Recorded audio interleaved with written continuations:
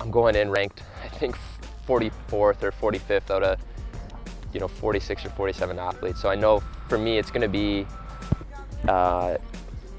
tough to make the final. I'm not saying that's not going to happen, because it can happen for anybody on any given day. But I think for me it's going to be a great learning experience, and a great opportunity to take something away from it, and hopefully it'll allow me to learn going forward. I want to prove to myself that I belong there, and I didn't just qualify. I'm not just there. I'm there, and I'm going to compete well, and I deserve to be there. So I want to prove that to myself as well. I mean, I'm always pleased when somebody makes an Olympic team. It's not an easy feat. They make these qualifying systems, and the standards are extremely hard. So it's a huge accomplishment to make the team. It's never the end goal. Everybody strives to move up the ladder, compete as best you can at that level, and I think both of them have good chances of showing really well. I was a lot more anxious and nervous prior to our Olympic trials, just because you're building the whole year to try and make the team. And then once you make the team, as soon as I crossed the line, I almost felt relieved. But yeah, it's going into Rio. I'm still anxious, a little nervous, but I'm more excited to kind of get out there and show people what I can do and have a good run. If you had asked me even 2 weeks ago, I would have told you I was scared shitless. I had a lot of anxiety all of the spring, just coming off an injury and not knowing if I would be fit enough in time, and I just was panicking.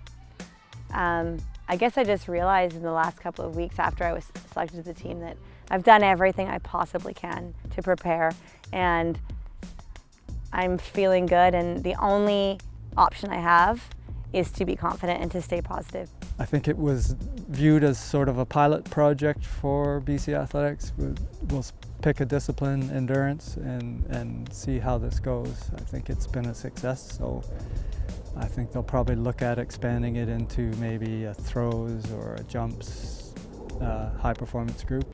When I came to Richard, I wanted to start running marathons, and I knew that he'd coach Dylan Wykes, and everyone knows who Dylan Wykes is. So, once I started training with him, I saw a lot of improvement in my strength. I was used to training with Britt Townsend, and I had a lot of speed already, but I was training with 800 and 1500 girls. So once I switched to Richard, it was kind of like all of a sudden I had the speed and the strength, and I really just started to see a lot of improvements. And after I ran my first marathon in 2013, I realized, that it wasn't really my thing at the moment, and I wanted to go back down to 10,000s and half marathons. And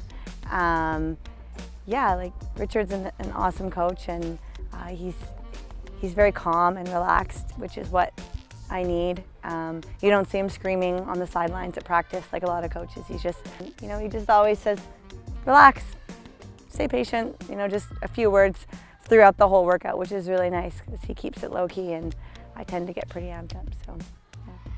I really enjoy Rich. He's a brutally honest guy, and I think sometimes it hurts sometimes what he tells you, but he tells you what you need to hear, and what when he tells you something, that it's the right thing and you need to do it, whether it's from a training standpoint, from a nutritional standpoint. Not that he's too sciencey, but I'm thankful because he took me from a decent, good level junior athlete to somebody who's representing Canada at the Olympics now. So I kind of owe everything to him as a coach. Whenever anybody, no matter what the level is, they come to me and would ask me to coach them, when I take on the responsibility, I recognize that as a huge responsibility.